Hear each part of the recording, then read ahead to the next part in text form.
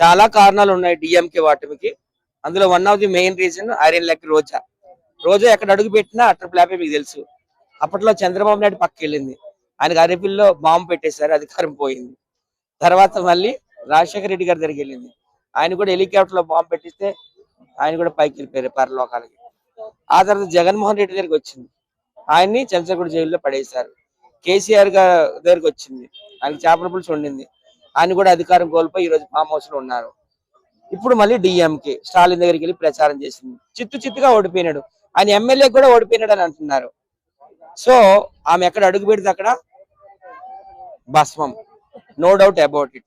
అలాగా ఈ డిఎంకే నాయకులు ఎవరైతే ఉన్నారో వాళ్ళు హిందువుల మీద ఎప్పుడు విషయం కక్కుతూనే ఉంటారు.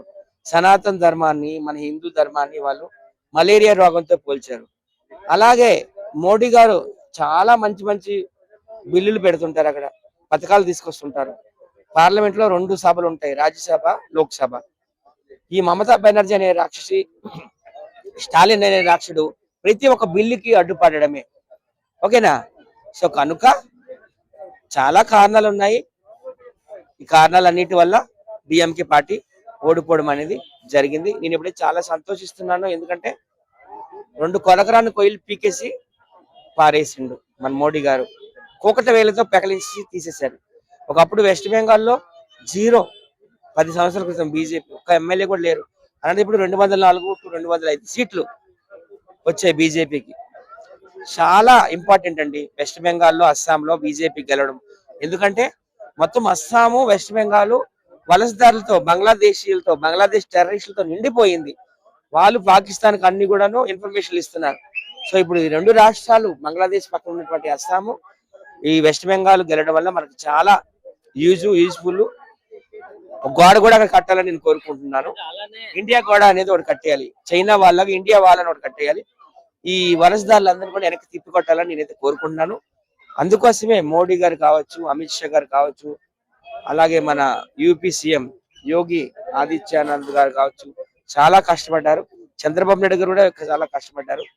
పవన్ కళ్యాణ్ గారు కూడా కష్టపడ్డారు. అంత హిందువులందరూ ఏకమై ఈ ఇద్దరు రాక్షసుల్ని కూకట వేలతో పెకలించేశారు, అక్కడ స్టాలిన్ ని, ఇక్కడ మమతా బెనర్జీని. చాలా సంతోషం. మీరు పవన్ కళ్యాణ్ అనడమే నాకు ఒక విషయం గుర్తొచ్చింది. పవన్ కళ్యాణ్ గారు మహారాష్ట్ర అయితేనేమి, లేదంటే తమిళనాడు అయితే కానీ క్యాంపెయిన్ కి అయితే వెళ్ళడం అయితే జరిగింది. కాకపోతే ఏంటంటే ఇంకో విషయం ఏంటంటే బెంగాల్ ఎలక్షన్స్ లోపల జస్ట్ ఆయన కట్అవుట్ ని వాడుకున్నారు. బెంగాల్ ఎలక్షన్స్ లో అంటే పవన్ కళ్యాణ్ కట్అవుట్ ని మాత్రమే వాడుకున్నారు, ఆయన ఫోటోని. దాంతో కూడా గెలవడం అయితే జరిగింది. సో దాని గురించి ఏం చెప్తారు? ఈ రోజు తెలుగు వాళ్ళు ప్రపంచ వ్యాప్తంగా ఉన్నారండి. ఆంధ్ర, తెలంగాణ, ఒరిస్సా, తమిళనాడు, వెస్ట్ బెంగాలే కాదు, కెనడాలో ఉన్నారు, యూకేలో ఉన్నారు, యుఎస్ఏలో ఉన్నారు, ఆస్ట్రేలియాలో ఉన్నారు, గల్ఫ్ కంట్రీస్ లో ఉన్నారు. సో పవన్ కళ్యాణ్ గారికి ఫ్యాన్స్ ప్రపంచ వ్యాప్తంగా ఉన్నారు. ఖచ్చితంగా పవన్ కళ్యాణ్ గారి ఫోటో చూసి మన తెలుగు వాళ్ళు చాలా మంది ఉన్నారు, హౌరాలో, కోల్కతాలో, డార్జిలింగ్ లో, చాలా ఏరియాలు ఉన్నారు. ఖచ్చితంగా ఓటు వేశారు. పవన్ కళ్యాణ్ గారి యొక్క ఫోటో కూడాను చాలా హెల్ప్ అయింది మోడీ గారికి.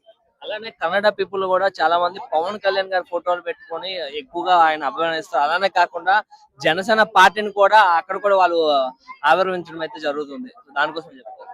పవన్ కళ్యాణ్ గారికి ఆంధ్రాలో, తెలంగాణలో ఎంతమంది ఫ్యాన్స్ ఉన్నారో కర్ణాటకలో కూడా అంతమంది ఫ్యాన్స్ ఉన్నారు.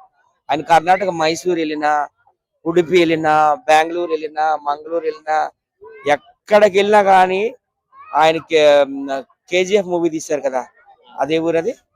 ఎక్కడికి వెళ్ళినా కానీ ఆయన ఫ్యాన్స్ విపరీతంగా ఉంటారండి. ఖచ్చితంగా పవన్ కళ్యాణ్ వల్ల మోడీ గారికి, పవన్ కళ్యాణ్ గారి వల్ల మోడీ గారికి చాలా ఉపయోగమే. వీళ్ళంతా ఒక కూటమిగా ఉన్నారు కాబట్టి చాలా ఉపయోగం.